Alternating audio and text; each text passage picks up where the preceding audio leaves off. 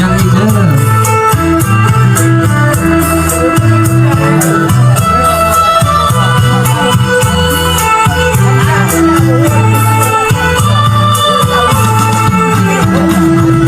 เอาอีกทีนึงเนาะมอบให้วันแรกกัน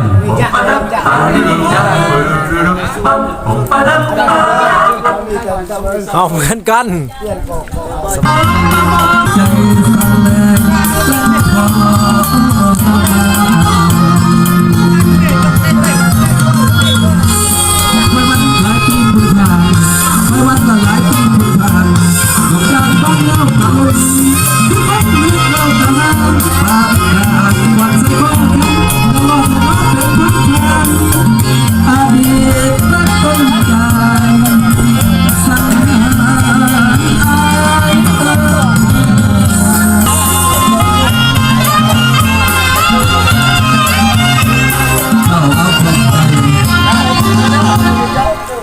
มอบให้เป็นหลักแล้วก็เป็นเพลงบทหนึ่ง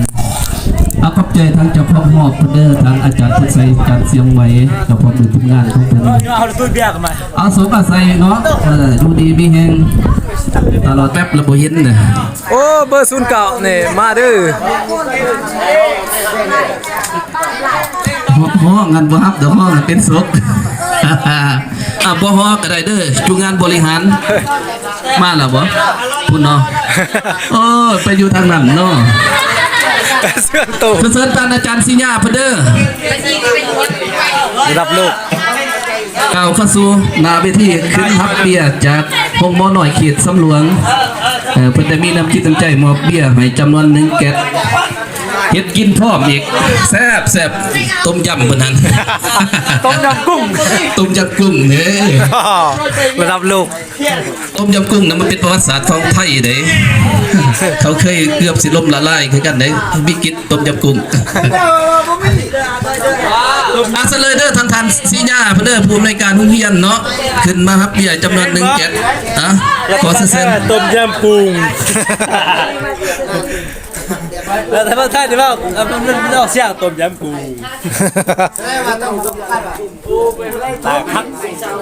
เห็นสาวน้อยเลยอยากยิ้มไปเลยดิบ่อันนั้นบ่ยิ้มทั้งโคศกนี่กับจักสิว่าเด้อบัดนี้สาวน้อยมือถือสาวน้อยตกเตี้ยของแท้บัดนี้นะโอ้เป็นจังได๋คอยยกคอยกิน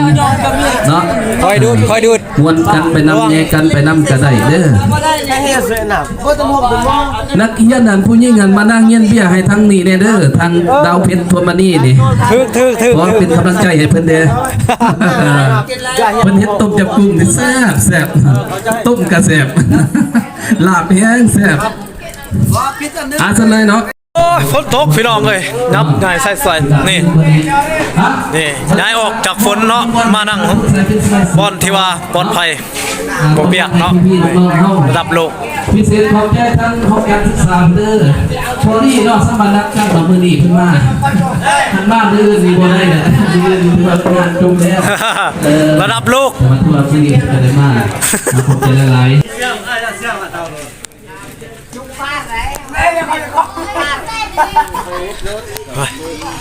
ว่ายังว่ามันว่าไม่เบิ่งว่าไม่เบิ่งเวียงที่ซะเวียงเลยก็เวียงต่อตื่นจะได้เนาะ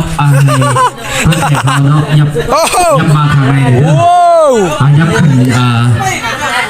ทางระเบียงห้องเรียนเด้อเอาเซินจวดเลยหัวหน้า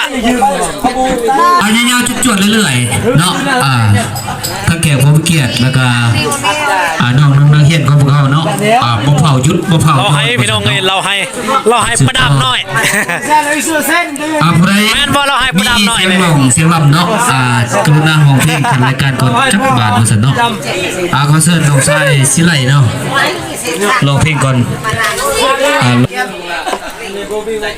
สภาพอากาศมื้อนี้บ่อำนวยความสะดวกเนาะโอ้ยฝนฝอยตลอดตกลงมาแงกอยู่บ่สะดวกเนาะนี่เบิ่งโอ้วิวสวยดีพี่น้องเลย